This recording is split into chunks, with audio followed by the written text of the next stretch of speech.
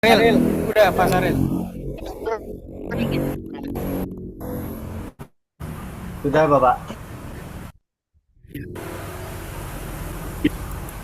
Assalamualaikum warahmatullahi wabarakatuh. Waalaikumsalam warahmatullahi Waalaikumsalam wabarakatuh. warahmatullahi Wabarakatuh. Seperti ini sekarang 5 mahasiswa ya. Agung sampai Hasana ya. Betul, Pak, betul. Ya. Bapak. Jangan lupa ntar videonya di-share ya. Setelah selesai mata pelajaran ini ya.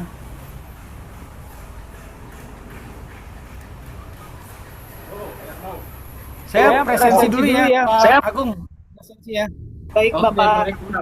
baik. Siapa? Baik, Bapak. Heri Irawan, Heri. Hadir, Pak. Hadir. Oke, sudah. Agam Muhammad Saril. Agam. Hadir, Bapak, hadir. Saril. Ya, sudah.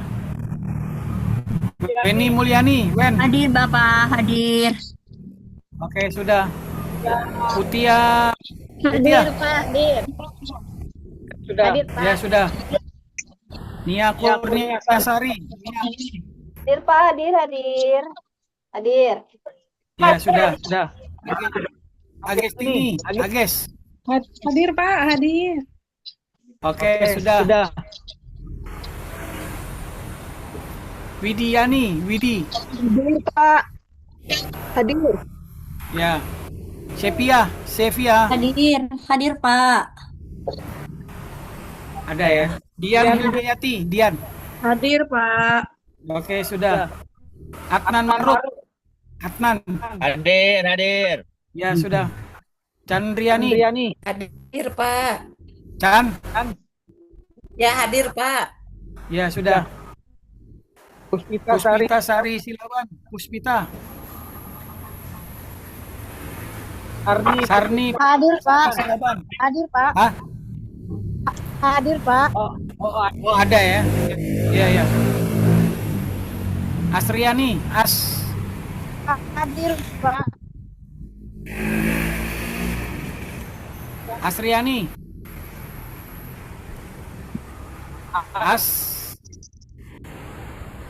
Asriani Faradita. Asriani. Real nggak ada real ya? Ritonga. Partisipasi tidak ada. Saya lewatin ya. Junarsi, Jun. Hadir, Pak. Ya, sudah. Anissa Semendawai. Tidak ada, Pak. Anissa Semendawai. Tidak hadir, Pak. Hadir ya. Eni Kristina. Hadir Pak. Oke, sudah. Salsabila. Hadir, Pak. Oke. Raden Ayu Wilis Kusuma. Hadir Pak. Ya, sudah. Uji Lindayani. Uji. Hadir Pak. Hadir Pak. Sudah. Dimas Prabowo. Dimas. Hadir, Pak. Ya. Sudah. Ibatul Lazada. Hadir. Ada ya. Ibatul Lazada ada ya. Ya, sudah. Hadir. Nasruddin. Hadir, Pak. Hadir, Pak. Ya, sudah. Femia Sagitavia. Hadir, Pak. Oke, sudah. Subaiha. Hadir Pak, hadir. Subaiha. Hadir Pak. Hadir. Mas Riani dari mana tadi tuh, Mas Riani? Ya Pak, Kamu dari mana? habis ngambil nomor antrian Pak di rumah sakit.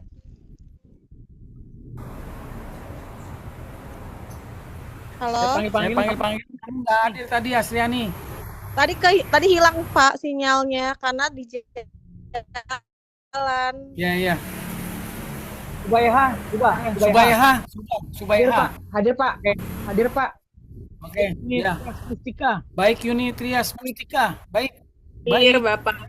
Hadir, Pak. ya. Oke, ya. Indriani dia Puspitawati. Hadir Pak. Indri. Hadir. Indri. Hadir Pak, Indri. hadir. Ini Pak, saya udah dadah. Ya. Agak baru keluar nanti. Mulyana, Mul. Bapak hadir Pak, hadir. Ya sudah. Titik Subekti Setiawati. Hadir Bapak. Ya sudah. Ulfa Nur Khalifah. Ulfa. Hadir Pak. Oke, sudah. Wardana. Hadir Pak. Wardana. Hadir Pak. Ya, sudah. Agung Ramadan. Hadir Pak. Hadir. Ya, sudah. Nandisa Lucy Nopitasari. Nandisa. Hadir Pak, hadir. Ya, sudah.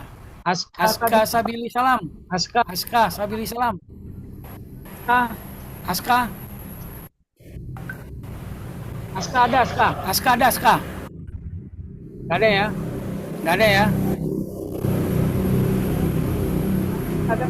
Tadi Aska ada ada Pak, Aska? bentar Pak. Sekarang ada nggak? Sekarang ada nggak? Sekarang ada nggak? Dilewat Ada ya? dulu saja Pak. Nggak ada ya? Tadi ada Pak. Cek dulu Pak. Lagi Nanti dicek. dikonfirmasi Pak. Kenapa? Sabar. Kenapa Andri? Aska Sabili Salam ada ya? Aska. Tadi ada Pak, mungkin dilewat dulu saja Bapak. Nanti dipanggil lagi. Ntar nongol lagi. Rafita Sari. Hadir Pak, hadir. Ya, sudah. Anita Anita Raya. Raya. Anita. Hadir Pak. Pak, Ya, oke. hadir. Sudah. Adli Adli Ramli LH. Hadir Pak. Hadir Pak. Adli. Hadir Pak. Hadir Pak, hadir. Fatimah Zahra. Hadir Pak. Ya, sudah. Nikma Nabila. Hadir Pak. Pak hadir. Jihan Afifah. Jihan. Hadir Pak. Jihan. Hadir. Jihan Afifah. Hadir. Ini Pak. Jihan. Hadir Pak. Jihan. Ya. Sudah hadir Pak. Sudah. Kelihatan. Otresli Marbun. Marbun. Hadir Pak, hadir. Ya, sudah. Ya sudah. Eka Setiawati. Hadir Eka. Pak, hadir Pak, hadir. Ya, sudah, Eka, sudah. Rodo Togar Simanjuntak. Hadir, Pak. Hadir. Simanjuntak. Oh, ada. Hadir Pak. Ya. Oke, sudah. Elis Muhlisa. Hadir Elis. Pak, hadir. Ya, oke. Sudah. Sulistio Sulistio Palupi. Palupi. Hadir Pak. Sulis. Hadir. Oke. Ahmad Ruslan. Ahmad Ruslan. Hadir Pak. Ahmad Ruslan. Oke, sudah. Azkira Azkira Ramdhani. Ramdhani. Hadir Azkira. Bapak. Hadir.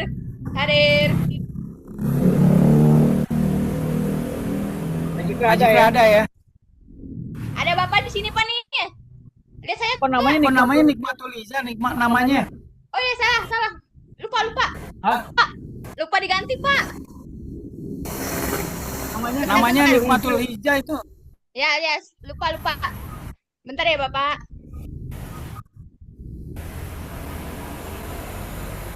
Hasanah. Hadir. Hasanah. Hadir. Ya, oke, sudah. Muhammad Fathar Rizal. Hadir Pak. Siapa hadir Pak? Hadir Pak. Pak, hadir Pak.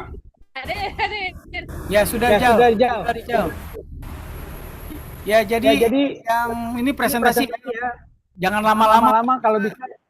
Yang poin-poin pentingnya jangan dibaca semua.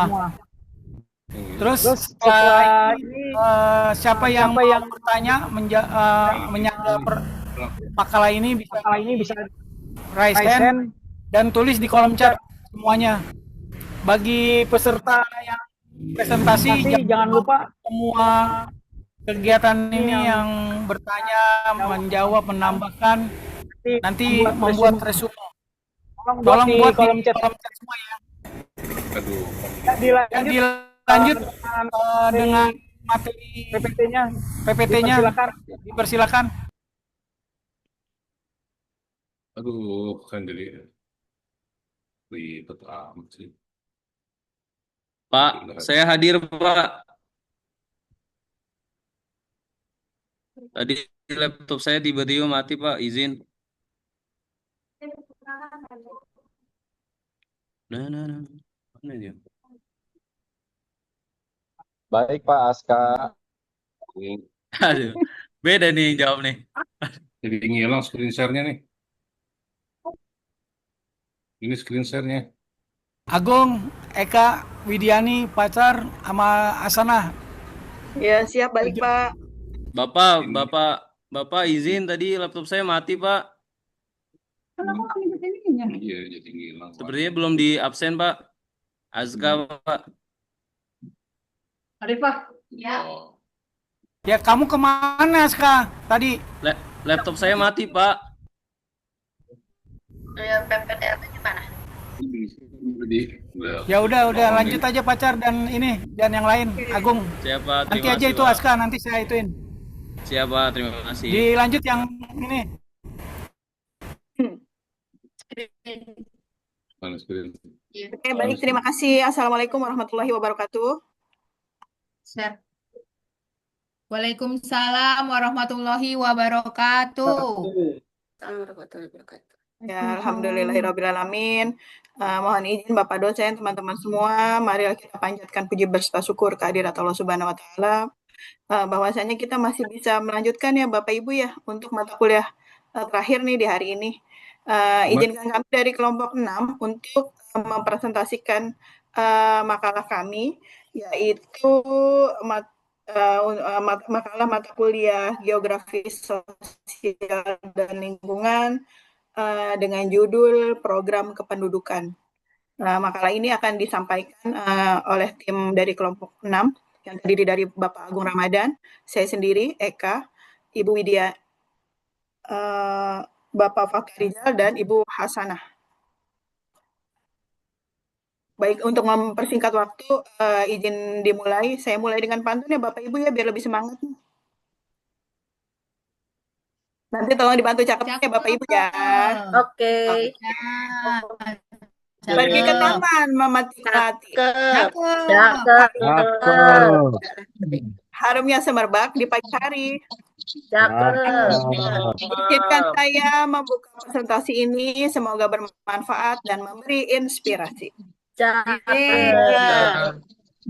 Baik, terima kasih. Untuk makalah yang selanjutnya akan dibacakan oleh Bapak Muhammad Fakhr Rizal. Kepada Bapak Fakhr, dipersilakan.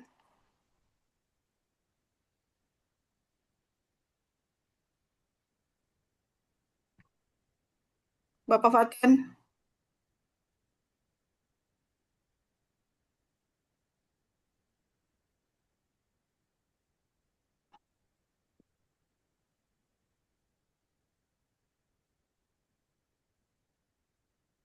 Bapak Fatan, sudah bisa dimulai, Pak.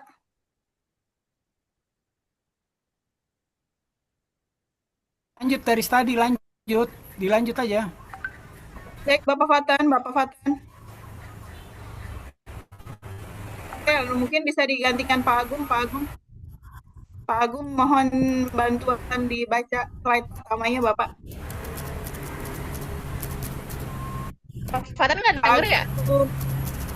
Oke, baik. Sepertinya Pak Fatan kehilangan sinyal, Ibu. Ya, benar. Dilanjut Pak Agung. Bu. Slide pertamanya dibacakan. Oke. Dibacakan slide pertamanya, Bu ya. Di sini ada latar belakang. Kependudukan merupakan salah satu aspek penting dalam kajian geografi sosial karena manusia menjadi pusat dari berbagai aktivitas sosial, ekonomi, budaya, dan lingkungan.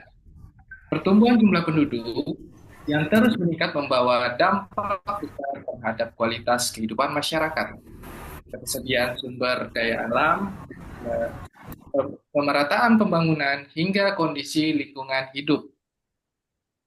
Jadi ada 5 poin tantangan tentang kependudukan di Indonesia.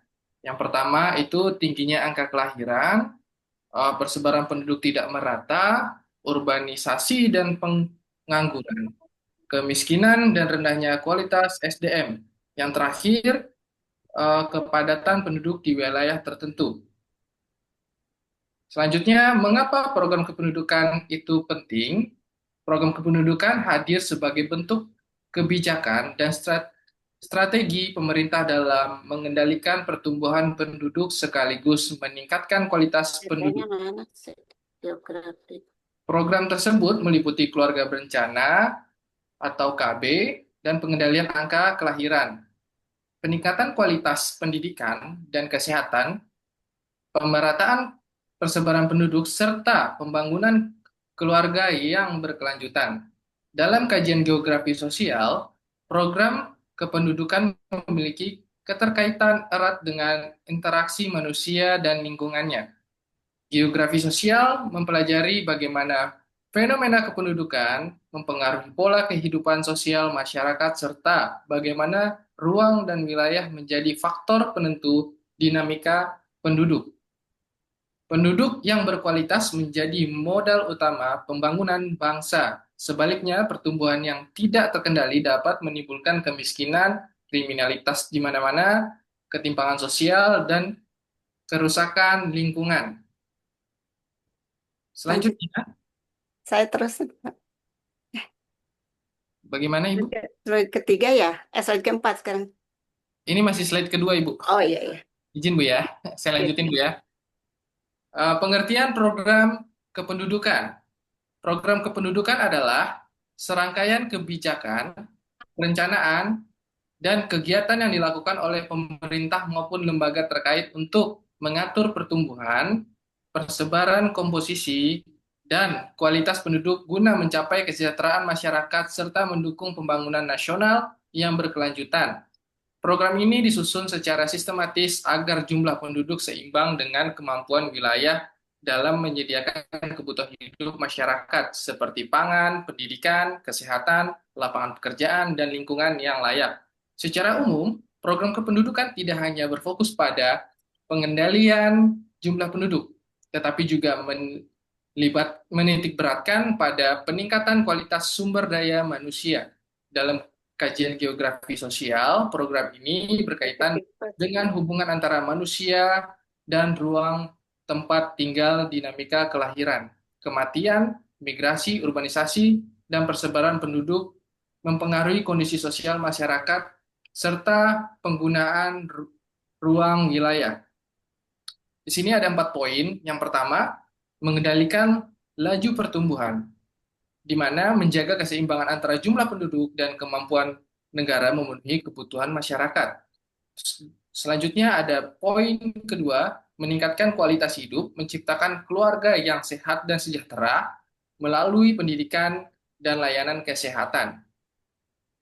Poin ketiga, pemerataan persebaran, mengurangi ketimpangan persebaran penduduk antar wilayah melalui program terencana. Poin keempat, yang terakhir, pembangunan berkelanjutan mendukung keseimbangan antara manusia, lingkungan, sumber daya alam. Ini udah slide keempat, Ibu. Izin. Ya, siap. Ya, baik. Terima kasih. Izin melanjutkan. Pada slide ini dijelaskan tentang tujuan program kependudukan. Secara umum, program kependudukan dibuat untuk mewujudkan masyarakat yang berkualitas, sehat, produktif, dan sejahtera. Jadi, program ini bukan hanya mengatur jumlah penduduk saja, tetapi juga mendukung pembangunan negara agar lebih baik dan berkelanjutan. Adapun beberapa tujuan yaitu sebagai berikut. Tujuan yang pertama yaitu mengendalikan pertumbuhan penduduk. Mengapa pertumbuhan penduduk harus dikendalikan? Karena hal ini penting supaya pertumbuhan penduduk tetap seimbang dengan ketersediaan kebutuhan hidup seperti pangan, pendidikan, kesehatan, perumahan, dan lapangan pekerjaan. Jika jumlah penduduk bertambah terlalu cepat, maka bisa menimbulkan berbagai masalah sosial dan ekonomi. Contohnya seperti meningkatnya pengangguran karena jumlah pencari kerja lebih banyak dibanding lapangan pekerjaan yang tersedia. Selain itu, bisa juga menyebabkan kemiskinan, munculnya pemukiman kumuh, kemacetan, kriminalitas, hingga sulitnya masyarakat mendapatkan layanan pendidikan dan kesehatan yang memadai. Tujuan kedua yaitu meningkatkan kualitas sumber daya manusia atau SDM. Hal ini dapat dilakukan dengan cara pemerataan pendidikan, peningkatan pelayanan kesehatan, pengurangan kemiskinan dan pengangguran, serta pengembangan keterampilan masyarakat. Dengan begitu, masyarakat bisa lebih siap menghadapi perkembangan zaman dan mampu bersaing di era globalisasi. Tujuan ketiga adalah mewujudkan keluarga kecil yang sejahtera. Melalui program keluarga berencana atau KB, masyarakat diajak untuk merencanakan jumlah anak dan menjaga kesehatan ibu serta anak. Harapannya, keluarga ini dapat hidup lebih sehat, harmonis, dan memiliki kualitas hidup yang lebih baik. Selanjutnya, tujuan keempat yaitu pemerataan persebaran penduduk. Saat ini masih banyak penduduk yang menumpuk di kota besar, sehingga menimbulkan kepadatan. Oleh karena itu, pemerintah melakukan upaya seperti pembangunan daerah, penyediaan lapangan kerja di berbagai wilayah, dan transmigrasi agar pembangunan lebih merata. Dan tujuan terakhir adalah mendukung pembangunan berkelanjutan. Artinya, program kependudukan juga bertujuan menjaga keseimbangan antara kebutuhan manusia dan kelestarian lingkungan. Dengan begitu, generasi sekarang dapat hidup sejahtera tanpa mengurangi kesempatan generasi mendatang. Berdasarkan kelima tujuan tersebut, maka dapat disimpulkan bahwa program kependudukan memiliki peran penting dalam menciptakan masyarakat yang lebih sejahtera, berkualitas, dan pembangunan yang merata di masa depan. Next. Baik, pada slide ini dijelaskan beberapa bentuk program kependudukan di Indonesia yang langsung diterapkan dalam kehidupan masyarakat. Yang pertama ada program keluarga berencana atau KB. Program ini bertujuan mengatur jumlah dan jarak kelahiran anak agar lebih sehat dan sejahtera. Contohnya terbaru dari berita online Kompas pada tahun 2025, BKKBN mengadakan pelayanan KB serentak di seluruh Indonesia dengan target 1 juta peserta. Program ini dilakukan sampai ke daerah perbatasan dan wilayah terpencil supaya masyarakat lebih mudah mendapatkan layanan kesehatan keluarga. Selain itu, ada juga contoh terbaru dari Jawa Barat. Gubernur Deddy Mulyadi mengajak para suami ikut aktif dalam program KB melalui vasektomi dan bahkan memberikan insentif. Hal ini menunjukkan bahwa program KB sekarang tidak hanya ditunjuk kepada perempuan, tetapi laki-laki juga diajak berperan. Kedua adalah program transmigrasi. Program ini bertujuan memindahkan penduduk dari daerah yang terlalu padat ke wilayah yang masih jarang penduduk. Contohnya saat ini pemerintah sedang melakukan transformasi transmigrasi, bukan hanya memindahkan penduduk, tetapi juga membangun pusat ekonomi baru dan membuka lapangan kerja di daerah. Misalnya di beberapa wilayah seperti Merauke, Poso, dan Halmahera Tengah, pemerintah mulai mengembangkan kawasan transmigrasi agar masyarakat memiliki kesempatan kerja dan pemerataan pembangunan bisa tercapai. Program ketiga adalah peningkatan kualitas penduduk. Bentuknya bisa melalui pendidikan, kesehatan, pelatihan kerja, dan peningkatan gizi masyarakat. Contohnya yang dekat dengan kehidupan sekarang adalah program BPJS Kesehatan yang terus memperluas edukasi tentang layanan kesehatan kepada masyarakat melalui komunitas dan relawan daerah. Selain itu, program makan bergizi gratis juga menjadi salah satu upaya pemerintah meningkatkan kualitas generasi muda, terutama kesehatan pemenuhan gizi anak-anak sekolah. Yang terakhir adalah administrasi dan pembangunan keluarga. Contohnya seperti pembuatan KTP digital, kartu keluarga, akte kelahiran, dan pelayanan administrasi online yang sekarang semakin mudah diakses masyarakat. Dengan administrasi yang tertata, pemerintah lebih mudah memberikan layanan pendidikan, kesehatan, maupun bantuan sosial secara tepat sasaran. Jadi, dapat disimpulkan bahwa program kependudukan di Indonesia bukan hanya mengatur jumlah penduduk, tetapi juga meningkatkan kualitas hidup masyarakat dan mendukung pembangunan yang lebih merata. Next. Pada slide ini dijelaskan bahwa peningkatan kualitas penduduk dilakukan melalui 4 pilar utama, yaitu 1. Pendidikan, kesehatan masyarakat, keterampilan kerja, dan kesejahteraan sosial. Keempat pilar ini saling berkaitan dan menjadi dasar dalam membentuk sumber daya manusia yang berkualitas. Pilar pertama adalah pendidikan.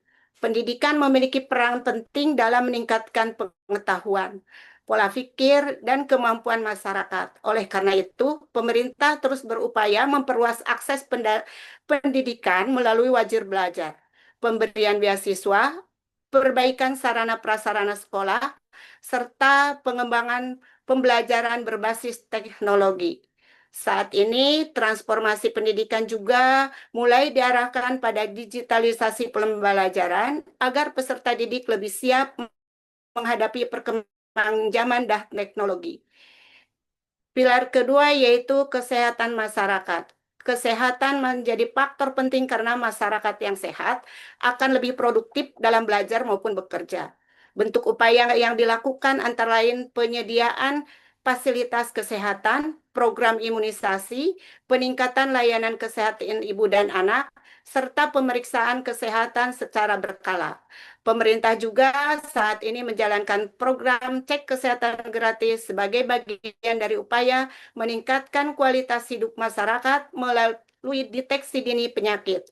Selanjutnya adalah keterampilan dan produktivitas kerja.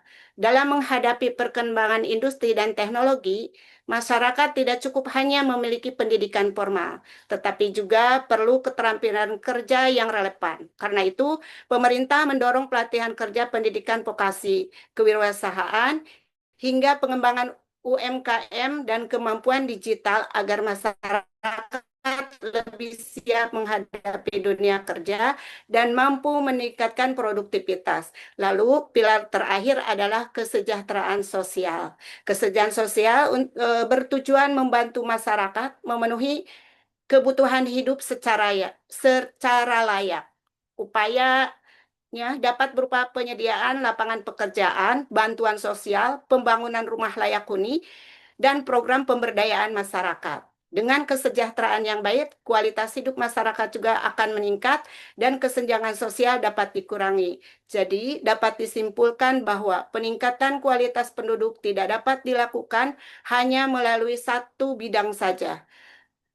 Bidang pendidikan, kesehatan, keterampilan kerja, dan kesejahteraan sosial harus berjalan secara seimbang agar tercipta masyarakat yang sehat, produktif, dan mampu mendukung pembangunan nasional.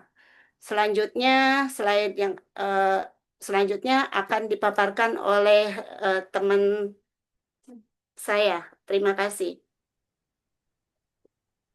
Baik, selanjutnya dilanjutkan dengan Pak Agung. Karena Pak Fatan sedang ada masalah. Sinyal, Pak Agung. Baik, Pak Agung ya. Oh, bisa. Oh ya udah, silakan Pak Fatan lanjut. Baik. Slide Mohon ke-7. izin Bapak Ibu Pak dosen atas ketidaknyamanan ini, jaringan yang nggak stabil ini. Baik, masuk ke slide berikutnya kami pada program kependudukan dalam perspektif geografi sosial. Geografi sosial mempelajari tentang geografisnya.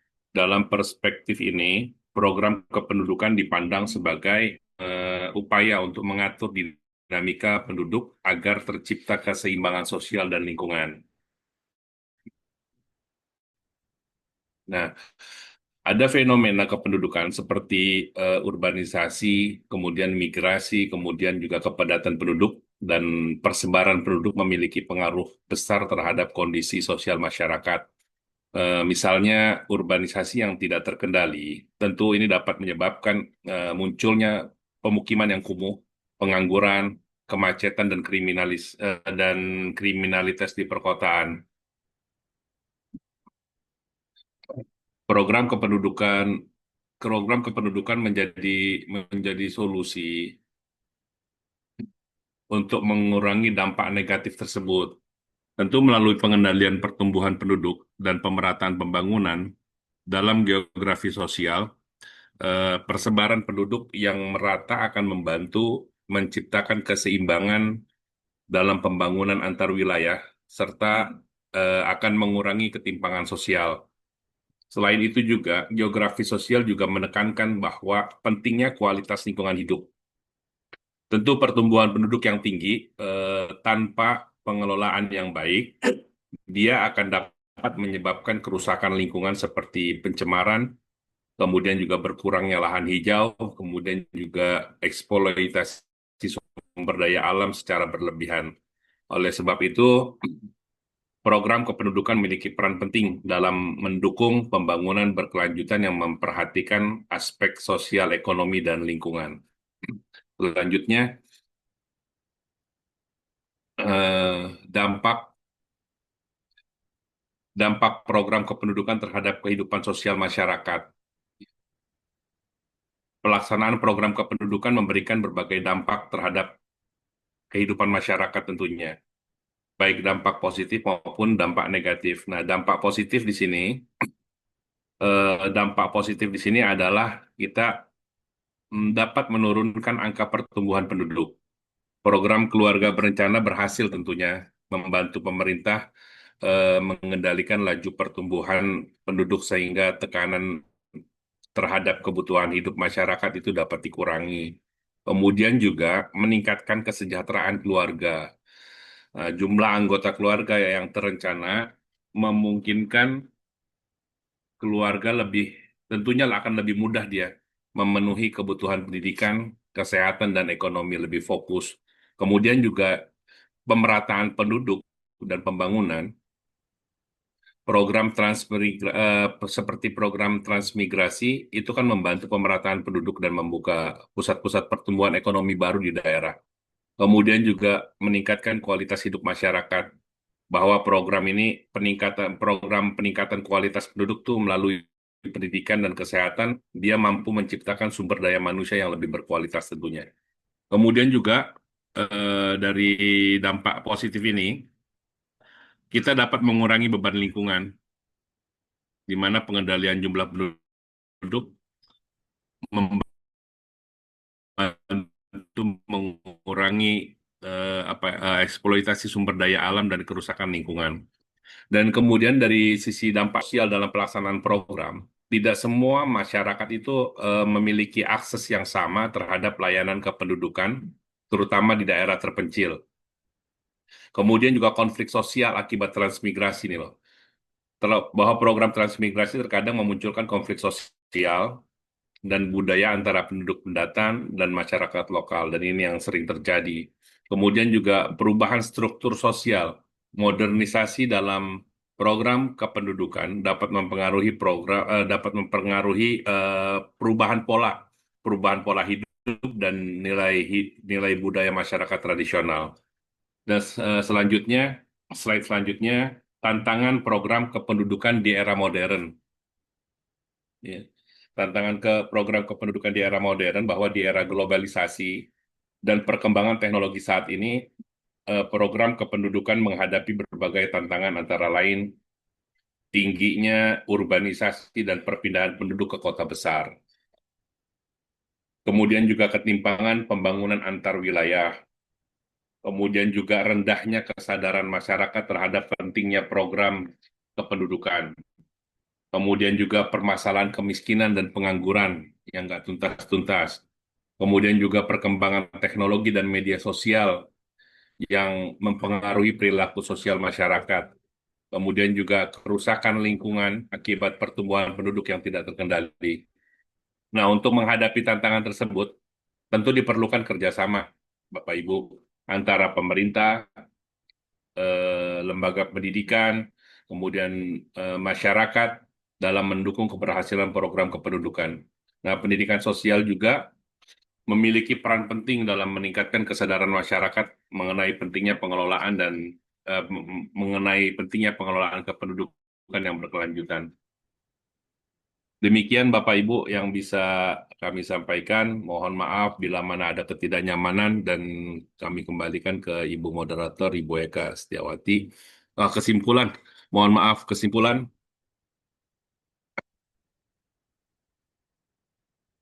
Bahwa program kependudukan merupakan bagian penting dalam pembangunan nasional yang bertujuan mengendalikan pertumbuhan penduduk sekaligus meningkatkan kualitas sumber daya manusia. Dalam perspektif geografi sosial, bahwa program ini memiliki hubungan erat dengan interaksi manusia, ruang, dan lingkungan sosial. Berbagai bentuk program seperti KB, transmigrasi, peningkatan kualitas penduduk, administrasi kependudukan, dan pembangunan keluarga merupakan upaya program tersebut memberikan dampak positif berupa pengendalian angka pertumbuhan, peningkatan kesejahteraan keluarga, pemerataan pembangunan, serta peningkatan kualitas hidup masyarakat. Namun, pelaksanaannya juga menghadapi tantangan seperti ketimpangan sosial yang begitu tinggi, kemudian juga urbanisasi yang begitu tinggi, kemudian juga rendahnya kesadaran masyarakat, dan perubahan sosial akibat modernisasi dengan pengelolaan kependudukan yang baik. Pembangunan berkelanjutan dan kesejahteraan masyarakat dapat tercapai secara optimal. Nah, ada saran pemerataan layanan kependudukan bahwa pemerintah perlu meningkatkan pemerataan pelaksanaan program kependudukan hingga ke daerah terpencil agar seluruh masyarakat memperoleh akses yang sama. Kemudian juga partisipasi aktif masyarakat.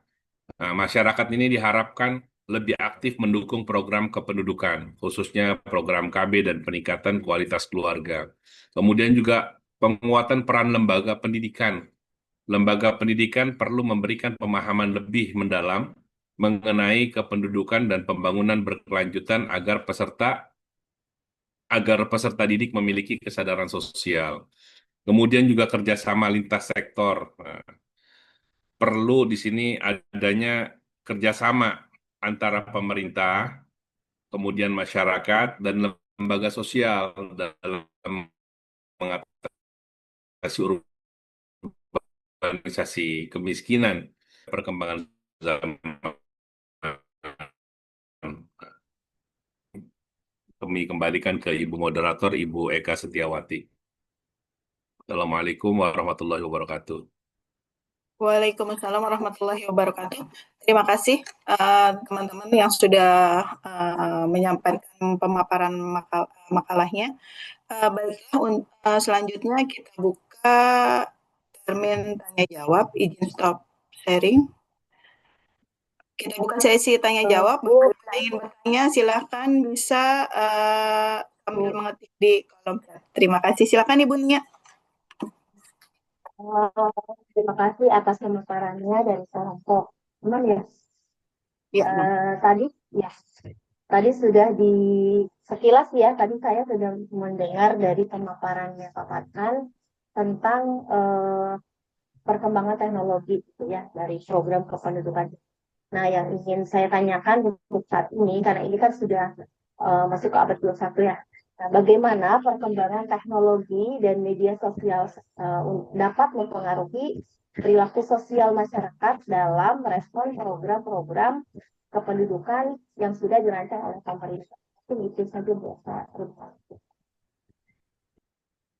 Oke, baik. Kalau boleh saya ulang ya Ibu pertanyaannya, bagaimana perkembangan teknologi dan media sosial saat ini mempengaruhi perilaku sosial masyarakat dalam merespon program-program kependudukan dari pemerintah ya Bu ya? Betul sekali Bu. Oke, baik. Terima kasih.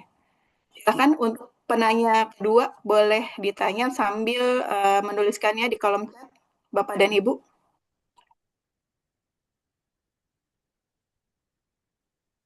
Izin, Bu. Iya, baik. Ya, Bu Eka, terima kasih untuk kelompok 6 Silakan Bu atas Indri. penjelasannya. Ya, saya juga sudah chat ya di kolom chat itu saya udah ketik, tapi di sini saya bacakan kembali barangkali. Kalau dibandingkan dengan negara maju gitu, apa kelemahan utama pengelolaan program kependudukan di Indonesia menurut kelompok Bu Eka gitu ya? Dan kalau terjadi seperti itu, bagaimana solusi secara realistisnya? Itu aja Bu dari saya. Oke, Makasih Bu. baik. Pertanyaannya saya ulang ya Bu ya.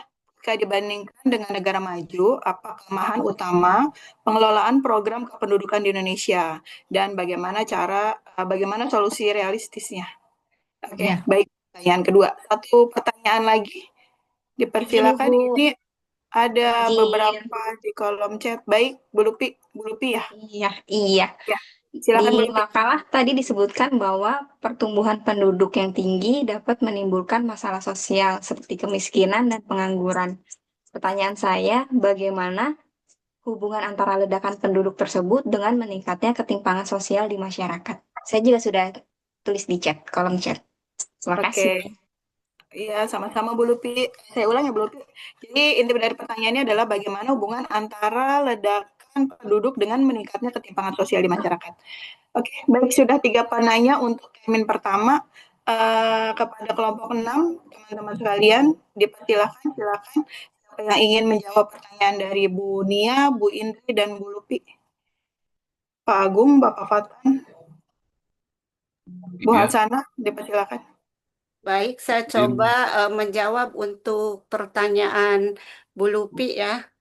Oke, baik Bu, silakan. Ya, yang pertanyaan tadi, bagaimana hubungan antara ledakan penduduk dengan meningkatnya ketimpangan sosial di masyarakat? Itu kan Bu pertanyaannya. Iya, Baik, betul. ledakan penduduk dapat meningkatkan ketimpangan sosial apabila pertumbuhan jumlah penduduk tidak diimbangi dengan pemerataan pembangunan dan ketersediaan lapangan kerja. Ketika jumlah penduduk bertambah sangat cepat, kebutuhan masyarakat juga ikut meningkat, seperti pendidikan, kesehatan, pekerjaan, dan perumahan. Namun, tidak semua masyarakat memiliki akses yang sama terhadap fasilitas tersebut. Akibatnya, sebagian masyarakat bisa berkembang lebih cepat, sementara sebagian lainnya tertinggal. Kondisi ini akhirnya memunculkan kesenjangan sosial, misalnya perbedaan tingkat pendapatan, kualitas pendidikan, hingga taraf hidup masyarakat di kota dan di daerah. Selain itu, ledakan penduduk juga sering menyebabkan meningkatnya pengangguran dan kemiskinan karena jumlah tenaga kerja lebih banyak dibanding lapangan pekerjaan yang tersedia. Nah, jika kondisi ini terus terjadi, maka ketimpangan sosial dalam masyarakat akan semakin terlihat. Mungkin itu yang bisa saya jawab. Barangkali nanti ada teman dari kelompok 6 yang mau menambahkan. Terima kasih. Silakan kepada teman-teman kelompok 6 yang ingin menambahkan.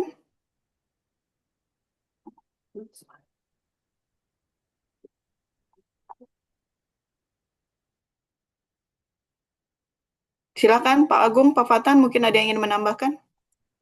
Ya Bu, jadi inti kesimpulannya kalau menambahkan dari pertanyaan dari jawaban Bu Hasanah mungkin ledakan penduduk kan dapat memperbesar ketimpangan sosial apabila tidak diimbangi dengan pemerataan pembangunan, penyediaan lapangan kerja, pendidikan, dan pelayanan publik yang memadai.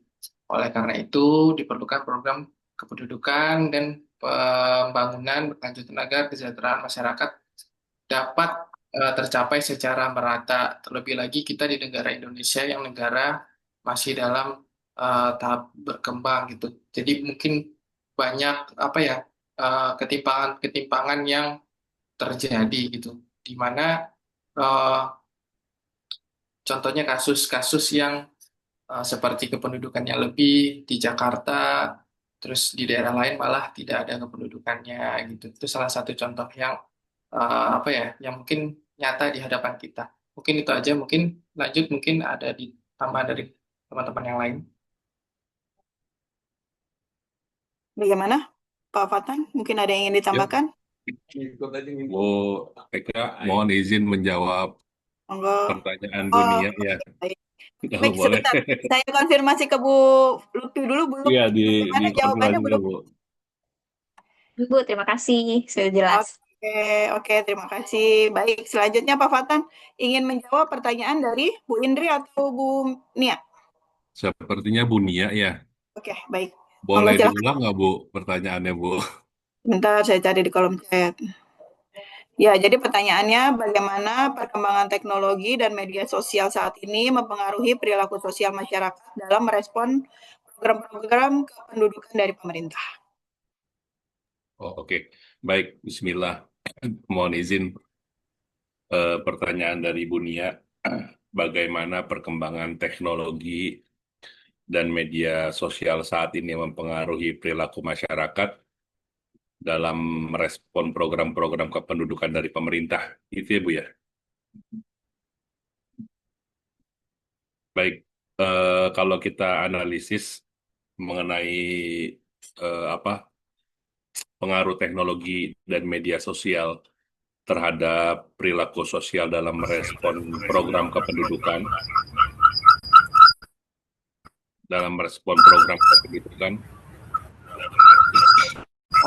Maaf Pak, noise Pak. Pak dosen. Ada soring Pak, itu dua device mungkin berdekatan mungkin. Lanjut Pak Agung. Pak Agung apa siapa tadi? Lanjut Pak Agung. Lanjut Bib. Lanjut Bib. Oh Pak Fatan, ya ya. Oke. Mengenai pengaruh teknologi dan media sosial. Sudah? Mohon izin. Ya, kalau coba kita analisis mengenai pengaruh teknologi dan media sosial terhadap perilaku sosial, ini dalam merespon program kependudukan tentu memerlukan tinjauan yang komprehensif, ya, terutama dalam bingkai geografi sosial. Dalam bingkai geografi sosial dan lingkungan,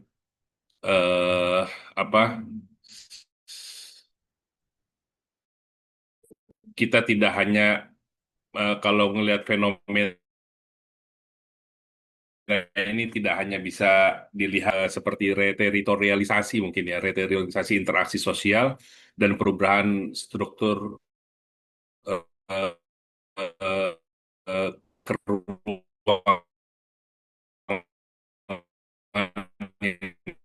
informasi respon tentang dalam respon program kependudukan. Ada transformasi difusi, inovasi kebijakan secara tradisional, bahwa seperti kayak program kependudukan seperti KB atau transmigrasi atau penurunan stunting, ya, bergantung pada bagaimana agen perubahan fisik di lapangan. Namun, kehadiran media sosial juga telah menggeser model difusi inovasi yang dari bersifat linier, top-down, menjadi jaringan network. Ya. Perubahan perilaku masyarakat kini tidak lagi menjadi penerima pasif. Jadi kecepatan arus informasi itu memungkinkan publik itu melakukan verifikasi instan terhadap klaim pemerintah yang berdampak pada tentunya tingkat kepercayaan, ya, trust masyarakat itu terhadap program tersebut. Kemudian juga personalisasi dan fragmentasi opini publik. Tentu teknologi algoritma dalam media sosial itu kan menciptakan ruang gema ya, atau echo chambers lah ya. Dalam konteks geografi sosial ini pun mampu dia menciptakan segregasi digital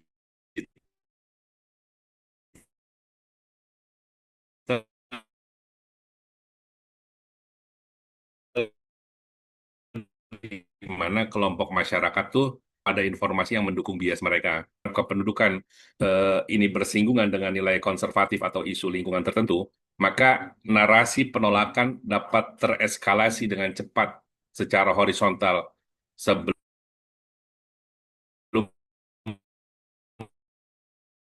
pemerintah sempat melakukan klarifikasi sebelum pemerintah sempat kemudian juga dari imunisasi sosial bahwa media sosial ini menghilangkan batasan jarak fisik dalam menggalang respon sosial. Program pendudukan yang bersifat lokal kini bisa mendapatkan perhatian dan reaksi dari skala nasional bahkan global dalam hitungan detik. Aktivisme digital, munculnya fenomena kliktivisme atau partisipasi digital mempengaruhi cara masyarakat merespon kebijakan kependudukan yang dianggap pro lingkungan atau melanggar hak asasi, sehingga dapat menekan pemerintah untuk lebih adaptif dan transparan. Dan ini analisis berdasarkan perspektif geografi sosial dan lingkungan. Tentu ada disajikan beberapa perbandingan-perbandingan antara pendekatan konvensional dengan era digital dalam merespon isu kependudukan. Bapak Ibu, mungkin itu yang bisa saya sampaikan dari pertanyaan Ibu Nia. Mohon maaf bila mana masih banyak kurangnya, nanti bisa disempurnakan oleh Bapak dosen, Bapak Renovian Rais. Terima kasih. Assalamualaikum warahmatullahi wabarakatuh. Dan bisa ditambahkan oleh kawan-kawan. Waalaikumsalam. Waalaikumsalam warahmatullahi wabarakatuh. Silakan, mungkin dari kelompok 6 ada yang ingin menambahkan?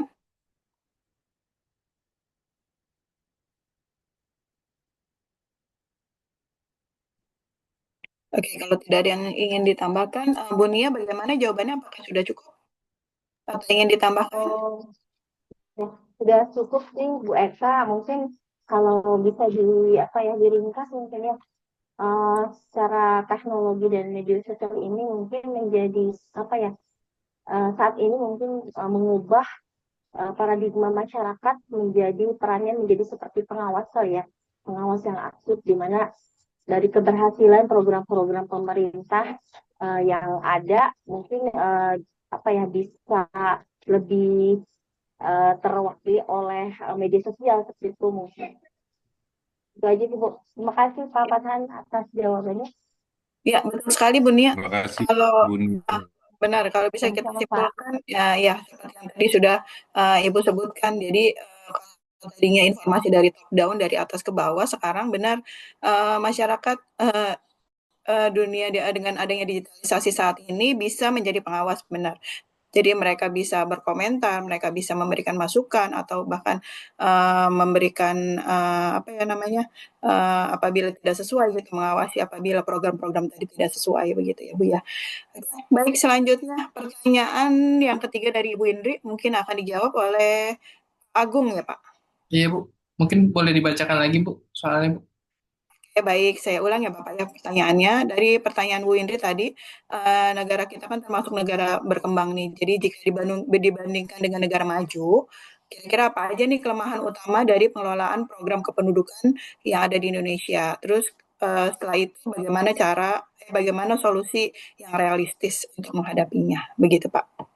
Baik, izin menjawab Bu. Jadi dibandingkan dengan negara maju, kelemahan utama pengelolaan program pendudukan di Indonesia terletak pada kualitas tata kelola data mungkin Bu. Itu mungkin bisa terlihat kita bisa melihat dari eKTP terlebih dahulu deh, yang paling gampang dan simple mungkin, yang yang kalau di luar negeri mungkin sudah bisa digunakan untuk berbagai macam data akses gitu. Namun kembali lagi ke Indonesia, masih belum bisa sampai saat ini. Selanjutnya ada pemerataan pembangunan serta kualitas sumber daya manusia. Negara maju umumnya telah memiliki sistem administrasi kependudukan yang terintegrasi, pelayanan publik yang cepat, dan tingkat kesadaran masyarakat yang tinggi terhadap program kependudukan. Sementara di Indonesia masih menghadapi berbagai hambatan seperti ketimpangan wilayah, birokrasi yang rumit, dan rendahnya literasi masyarakat di beberapa daerah. Mungkin saya akan bacakan beberapa kelemahan utama di Indonesia, antara lain, yang satu, persebaran penduduk yang tidak merata. Sebagian besar penduduk terkonsentrasi di Pulau Jawa, sehingga menyebabkan kepadatan, kemacetan, dan tekanan terhadap lingkungan. Yang kedua, data kependudukan yang belum sepenuhnya terintegrasi. Negara maju telah menggunakan sistem digital terpadu untuk administrasi kependudukan, sedangkan Indonesia masih sering terjadi ketidaksinkronisasian data antar instansi atau wilayah. Terus yang ketiga, ada kualitas SDM yang belum merata. Kita bisa melihat dari tingkat pendidikan, keterampilan kerja, dan akses kesehatan yang di beberapa wilayah masih tertinggal dibanding negara maju. Selanjutnya ada yang keempat, pelayanan publik dan birokrasi yang belum efisien, di mana kita bisa melihat administrasi kependudukan di Indonesia masih dianggap rumit dan berjenjang sehingga pelayanan menjadi lambat. Jadi akhirnya kebanyakan, kalau di negara kita kebanyakan antri biasanya. Itu salah satunya. Terus yang kelima, ada kesadaran masyarakat terhadap program kependudukan yang masih rendah. Sebagai masyarakat belum memahami pentingnya yang pertama keluarga berencana, terus administrasi kependudukan, dan pembangunan yang berkelanjutan. Adapun solusi yang realistis yang dapat kita lakukan di Indonesia adalah yang pertama, membangun sistem data kependudukan digital terpadu agar seluruh instansi menggunakan basis data yang sama. Mungkin ini penggabungan data jadi base data. Jadi hanya kalau ngelihat di luar negeri kan eKTP itu sudah bisa buat jadi ATM, bisa jadi e-tol juga gitu. Nah, di Indonesia mungkin itu bisa dijadikan salah satunya. Terus yang kedua, pemerataan pembangunan dan lapangan kerja di luar Pulau Jawa untuk mengurangi urbanisasi berlebih. Terus yang ketiga, ada peningkatan kualitas pendidikan dan pelatihan kerja supaya SDM lebih kompetitif. Yang keempat, ada penyederhanaan birokrasi pelayanan publik melalui digitalisasi layanan administrasi. Mungkin ini sudah berjalan, mungkin kalau bentuk dari pelayanan publik, kalau di Jakarta mungkin ada yang kemarin sempat viral, mungkin yang kita laporan, misalnya ada hal-hal yang kayak kemarin tuh ada mobil parkir di jalan. CRM Pak, di CRM-in langsung. Oh iya, CRM, iya itu Bu, terima kasih. Langsung ke kantor gubernur, dalam hitungan detik kita langsung ditindaklanjuti gitu Pak. Ya. Terus akhirnya laporannya malah ditindaklanjuti oleh AI. Ini itu salah satunya yang penyalahgunaannya mungkin yang menjadi mungkin masyarakat akhirnya tidak percaya gitu. Selanjutnya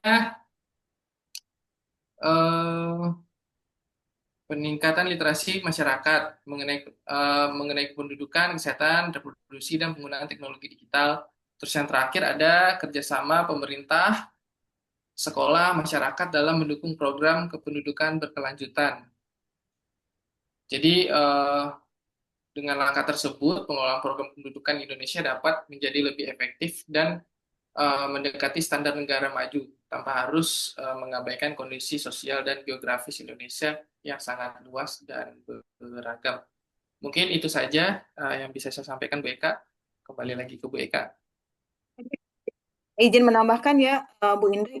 Jadi kalau menurut saya solusi realistisnya itu kita tidak bisa meniru negara-negara maju gitu, atau bukan sekedar hanya meniru gitu ya, tapi kita juga harus memperhatikan kondisi Indonesia yang memang sangat kompleks baik secara geografis dan sosial. Jadi masih sangat banyak sekali program-program pemerintah itu yang perlu peningkatan dalam segala hal, dalam segala lini. Saya ambil contoh kecilnya aja, misalnya masalah kesehatan, peningkatan kesehatan. Memang benar seperti yang kita ketahui bersama bahwa sekarang sudah ada BPJS dan itu memudahkan masyarakat apabila ingin berobat gitu. Tapi pada kenyataannya ketika kita mau berobat gitu, itu harus antri dulu. Tapi kalau sakitnya butuh ke fase selanjutan, itu berarti harus antri lagi 2 kali. Jadi orang yang sakit harus datang ke fase pertama, antri, dapat surat rujukan, lalu untuk digunakan ke fase kedua gitu. Nanti di fase kedua akan lebih antri lagi karena harus melalui beberapa kali pendaftaran seperti itu. Jadi mungkin memang benar harus banyak yang perlu diperbaiki lagi dari segi pelayanan kepada masyarakat. Khususnya sih yang saya cermati kesehatan karena memang saya salah satu penggunanya gitu. Saya yang rutin tiap bulan ke rumah sakit bahkan bisa 2 sampai 3 kali. Nah, ini yang saya alami itu. Jadi kadang-kadang ketika orang sakit itu bukan stres karena penyakitnya, tapi stres karena antrinya gitu. Dan ini sih yang menurut saya perlu perbaikan di segala sisi. Terima kasih. Mungkin yang lain ingin menambahkan dari kelompok lain juga Bapak Ibu silakan apabila Saya ingin Bu menambahkan. mau menambahkan boleh Bu? Oke, Oh baik, terima iya kasih boleh Pasca. boleh. Silakan. Asma ya. Oh ya, izin dulu. Jadi kalau menurut saya sih Bu ya, saya melihat dari budaya orang kitanya sih Bu. Budaya orang kitanya itu lebih kepada ya itu tradisi kayak korupsi gitu-gitu emang harus dihentikan lah ya. Karena kenapa ya apa kayak misalnya contoh kan kemarin tuh saya baru dapat bantuan gitu lah insentif guru honorer gitu ya. Terus saya searching lah ya berapa sih sebenarnya gitu kan. Tertulis di Google ataupun di web resminya itu 600.000 Bu. Tapi kenyataan yang masuk di bank saya itu tuh nggak sampai segitu jumlahnya gitu kan. Ya berarti kan kita tanda tanya lah, ini kenapa seperti ini gitu kan. Terus banyak sekali lah ya yang kayak program bantuan sosial yang tidak tepat sasaran gitu kan.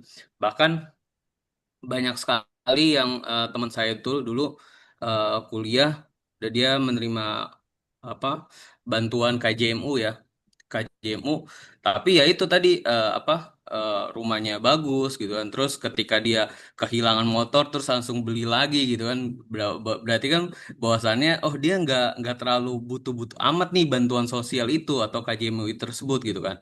Berarti kan harus kita berantas itu sebelum yang tadi sudah dipaparkan kayak misal SDM dan sebagainya itu budaya kita masih menyomot sana sini gitu sehingga yang tadinya full bantuan 100% jadinya dikurangi, dipangkas dan sebagainya. Kayak gitu sih, Bu.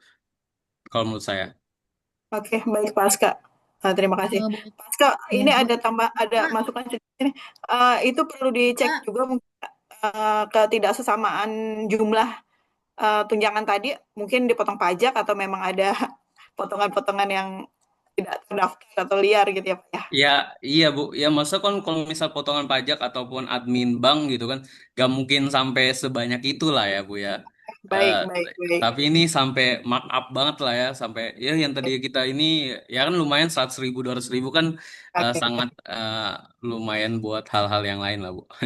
oke, berarti saya garis kesimpulannya Bapak ya. Berarti budaya buruk di Indonesia itu yang harus diperbaiki juga. Oke, Bu Indri, mohon maaf. Silakan Bu Indri. Bu Eka, sekarang ini di sekolah sudah ada sekolah siaga kependudukan ya. Mungkin dari teman-teman di sini yang mengajar di sekolah sudah masuk belum program sekolah siaga kependudukan? Kemarin saya sempat ada Zoom gitu ya.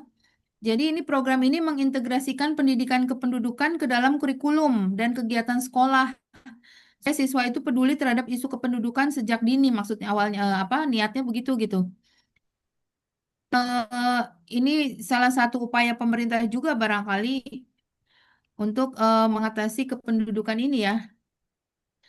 Mungkin itu aja Bu, tambahan ada SSK sekarang, Sekolah Siaga Kependudukan. Kalau biasanya kita Siaga. sekolah ramah anak gitu ya, programnya sekolah ramah anak, sekolah anti bullying misalkan. Sekarang ada lagi Sekolah Siaga Kependudukan itu SSK. Kemarin baru aja di launching nih di Kabupaten Bogor. Itu saja Bu. Nambah Oke, lagi baik. Terima Bu, kasih ya. Bu Indri tambahannya. Mungkin Iya, teman-teman nambah lagi nih kerjaan kita. Oke, mungkin dari teman-teman dari kelompok lain bisa sharing mengenai ini sekolah siaga kependudukan nih. Kebetulan saya juga baru mendengar nih Bu Indri nih informasinya. Kebetulan kalau untuk di Jakarta belum ada sosialisasi mengenai ini. Karena di Jakarta itu lagi itu Bu, sampah, penanggulangan sampah gitu. Oh, Jadi sampah. Oke. benar kita jadi lagi digalakkan penanggulangan sampah. Jadi belum ada informasi mengenai sekolah siaga kependudukan. Mungkin yang lain ada yang bisa sharing? Atau sudah cukup? Tuh Bu Anita, Bu, mau ngomong itu Bu Anita. Oke, Bu Anita, silakan. Saya mau nanya. Mau nanya, kalian mau sharing lagi? Oke, boleh, silakan. Enggak. Oke, yang mau ditanyakan oleh saya, di sini udah saya catat di kolom chat ya. Salah satu bentuk dari program kependudukan yang ada di makalah itu disebutkan adalah program transmigrasi. Lalu program ini tuh telah berjalan selama puluhan tahun ya untuk mengatasi kepadatan penduduk di Pulau Jawa. Nah, pertanyaannya, apakah program transmigrasi ini masih relevan diterapkan saat ini? Lalu berikan analisis mengenai alternatif kebijakan kependudukan yang lain yang lebih adaptif. Mungkin seperti itu, Bu. Terima kasih. Oke, baik. Saya coba ulang pertanyaannya ya, Bu ya. Salah satu bentuk program kependudukan yaitu program transmigrasi. Program ini telah berjalan selama puluhan tahun untuk mengatasi kepadatan penduduk di Pulau Jawa. Pertanyaannya adalah, apakah program transmigrasi ini masih dianggap relevan untuk diterapkan dalam keadaan yang seperti sekarang ini? Lalu berikan analisis mengenai alternatif kebijakan kependudukan yang lebih adaptif. Oke, dipersilahkan kelompok 6 yang ingin menjawab pertanyaan dari Bu Anita mengenai transmigrasi. Bu, izin saya jawab Bu ya, tapi nanti tambahin Bu ya. Oke, baik. Pak Agung. Kalau nggak teman-teman yang lain tambahin ya. Mungkin kalau program transmigrasi masih relevan sih Bu sebenarnya gitu.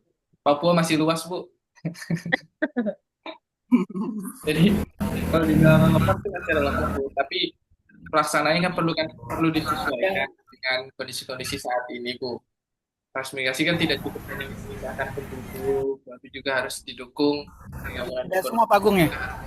infrastruktur. Gimana Pak? Sedang jawab pertanyaan Ini yang Bapak. terakhir Pak. Udah selesai belum? Ini yang Baik, terakhir. Bapak. Belum, Pak. Masih jawab pertanyaan, Pak. Jadi saya lanjut Pak ya, izin.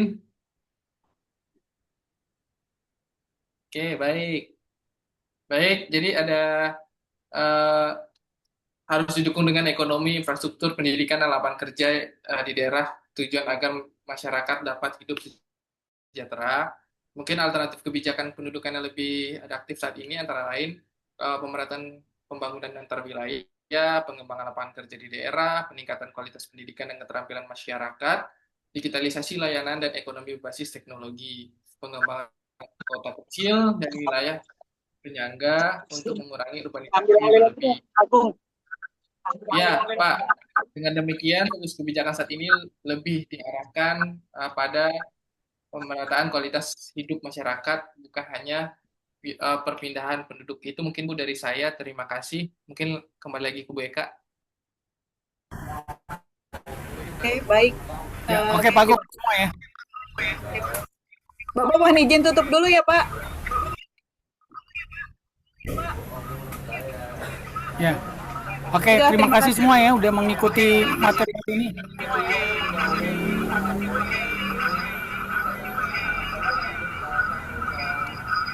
Jadi pada intinya pendudukan itu memang harus disebarkan ke selain Pulau Jawa. Ya, jadi itu yang ya contohnya sebenarnya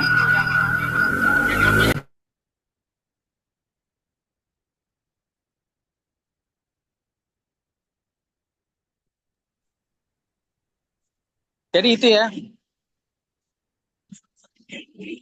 Saya pindah lokasi aja dulu nih di Iya, Pak. Ya Pak, kedengeran siap. nggak?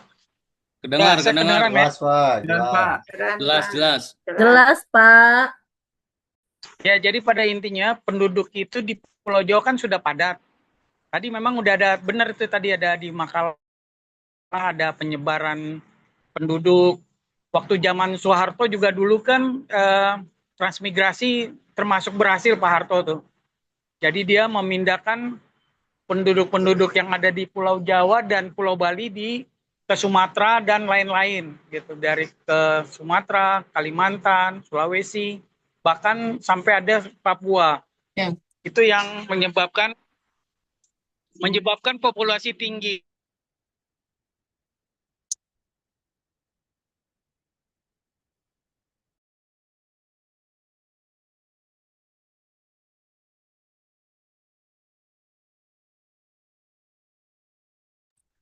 Pak. Nah, sebenarnya periode-periode waktu zaman Presiden Jokowi ini tahun 2024 sebenarnya udah mau dimulai gitu. Udah supaya ada penempatan ini. Tapi karena IKN belum terlalu jadi juga tahun 2024, masih banyak penyelesaian, makanya ditunda hingga tapi pas pergantian presiden tahun 2004 bulan Oktober, Presiden Prabowo belum mau pada saat itu disamat ini gitu. Nah, makanya kemarin mungkin nanti tahun 2028 kemungkinan ya, tinggal 2 tahun lagi nih. Kita lihat aja apakah IKN itu akan benar-benar pindah PNS-nya semua ada yang ke sana jadi ini, dan mungkin kalau sampai benar-benar ini penduduk yang ada di Jakarta ini bisa longgar. Jakarta nanti bisa Jakarta sendiri kan kalau 12 juta ini juga cukup padat ya. Contohnya aja kalau kita waktu mudik itu kita kan rata-rata di sini orang-orang migrasi, orang dari Jawa Tengah, Jawa, pokoknya orang yang bukan penduduk Jakarta, dia pada pulang kampung. Nah, itu menandakan bahwa di Jakarta yang penduduk aslinya cuman sekitar 6 juta atau 5 juta, 6 juta ya, sedangkan kalau ada penduduk sini bisa mencapai 12 juta lebih gitu. Itu yang sangat padat, yang sangat krusial gitu. Nah, makanya kalau bisa ada penyebaran penduduk, kita itu akan lebih baik lagi gitu. Terutama nanti kalau seandainya jadi ya, kalau di KN mudah-mudahan jadi, itu akan penyebarannya bisa merata gitu. Dan sekarang juga ininya kata lagi di masalah yang buat DPR MPR-nya juga lagi dibuat. Kalau Istana Wapres itu udah jadi nih, kemarin si Gibran udah ke sana, Istana Presiden udah jadi waktu zaman Jokowi juga gitu. Ya, jadi sekarang intinya tinggal pemerataan penduduknya aja nih gitu. Kalau bisa diinikan gitu. Nah, saya mengharapkan banyak ya yang tadi disebutkan di dalam makalah, benar juga tuh. Misalnya adanya kalau memang program ideal punya anak kan, kalau misalnya yang masih subur itu, kalau atau perempuan dua-duanya itu sama aja kan, biasa kan disebutkan begitu kan. Jadi sekarang ini saya juga mau mengharapkan semuanya bisa berjalan dengan normal gitu, karena memang kita ini penduduk udah 280 juta nih penduduk di seluruh Indonesia ini gitu. Makanya kita masih juara keempat penduduk terbesar di dunia, nomor 4 gitu. Pertama Amerika, Cina, India, kita Indonesia nomor 4 gitu. Ya itu yang bisa Rusia juga termasuk ya, itu kan juga negara-negara besar gitu. Itu ya, makanya saya mengharapkan pemerataan penduduk bisa lebih dominan lagi gitu. Gitu, jadi pada intinya itu ya, masalah kita pendudukan ini. Yang tadi misalnya ada, kalau sudah anaknya banyak di laki-lakinya misalnya di vasektomi atau yang tadi disebutkan, itu tergantung juga ya, orang laki-lakinya apa masih mau di vasektomi untuk dia diikat itunya kan gitu, supaya tidak mempunyai anak lagi gitu. Gitu ya. Jadi kita mengharapkan supaya bisa berjalan lebih baik lagi. Mungkin dari saya situ ya. Ada pertanyaan yang lain nggak yang ini? Nah, untuk sekolah dasar belum, ini apa nih pendudukan. Nanti kalau misalnya sekolah dasar bisa, anak-anak bisa menjadikan sekolah, itu kan berkaitan dengan sekolah juga ya. Kalau kekurangan murid juga, sekolah akan rugi juga gitu. Karena nggak ini, sedangkan guru-guru juga semua problematik itu jadi secara makro gitu, ekonomi makro gitu, program kependudukannya. Solusi realistisnya tadi ya yang saya sebutkan nih, yang pertanyaan Indri nih gitu. Jadi program-program unggulan dari penduduk, supaya kalau misalnya dia sudah tamat SMA ya bisa melanjut minimal sampai S1 lah gitu, minimal ya, jangan sampai SMA aja gitu. Apalagi kalau kayak kalian kalau bisa nyambung lagi gitu sampai S3, karena semakin semakin ke depan tantangan juga semakin berat juga gitu. Walaupun nanti kalau misalnya memang cuman mau tamat SMA tapi punya keahlian lain, misalnya dia punya keahlian komputer atau apa-apa yang bisa untuk menunjang kinerja dia di lapangan nanti gitu. Itu yang saya harapkan gitu.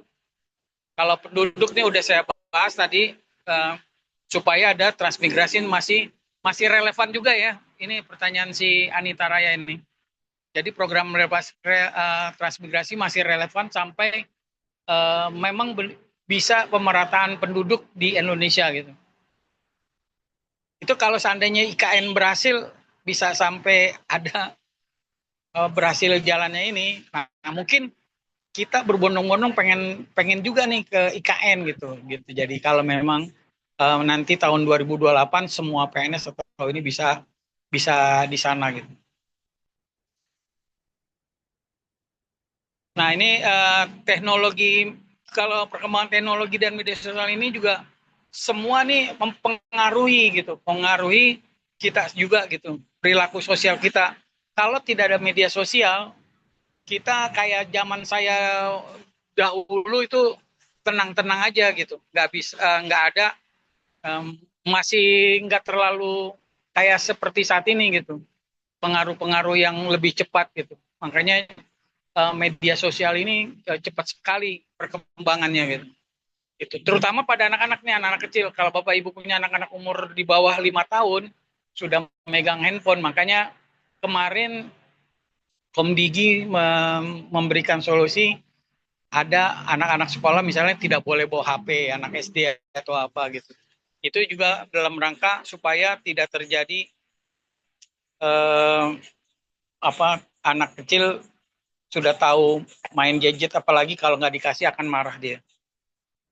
Mungkin itu ada yang mau ditanyakan lagi?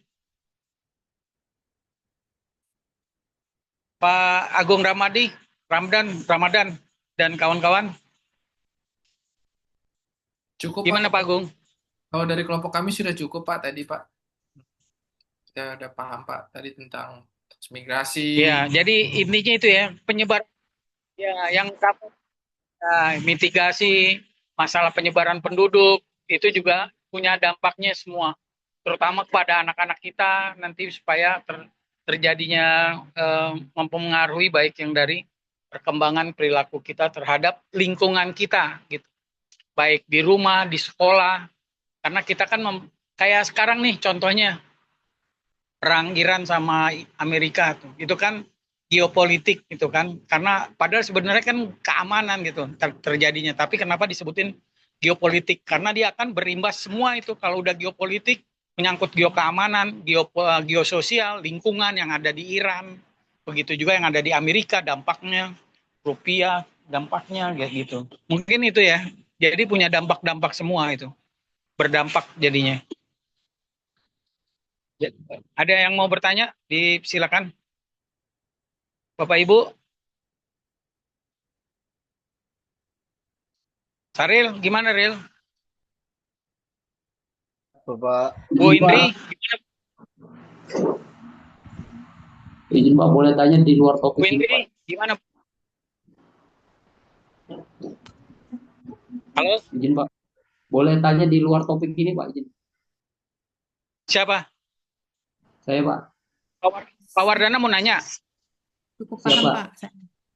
Ya silakan Pak. Izin Pak, terkait nanti minggu besok Pak, izin. Akan ada UTS Pak, mungkin terkait kisi-kisi atau yang perlu disiapkan dari kami. UTS Pak. Terkait UTS UTS. Pak. Terima kasih Ya, Pak. jadi minggu depan udah UTS ya. Sudah Bapak. Minggu depan tuh udah UTS. Jadi saya kan juga dosen geografi, bukan saya sendiri nih, ada 5. Jadi saya di dalam satu soal itu ada satu yang pertanyaan saya itu tidak jauh dari saya ngajar dari yang materi pertama sampai yang kemarin, yang hari ini mungkin enggak gitu, pendudukan gitu. Jadi itu kisi-kisinya. Tapi kalau yang 4 lagi dosen lain saya nggak tahu nih, walau alam ya. Tapi pada intinya kita kan nggak boleh keluar dari RPS kita tuh, dari yang pertama, kedua, ketiga, keempat, kelima, sampai yang keenam kemarin gitu. Intinya itu. Dan juga UTS kita ini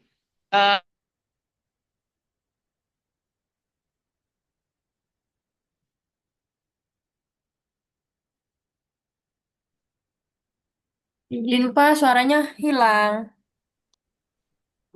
Bapak Nge-freeze. Nge-freeze ya. Tahan. Sabar. Suaranya nggak ada. Oh, terpental kayaknya. Bapak Bapak Agung kangen, Pak. Tulis tangan apa ketik? Tulis tangan lagi ya, Pak.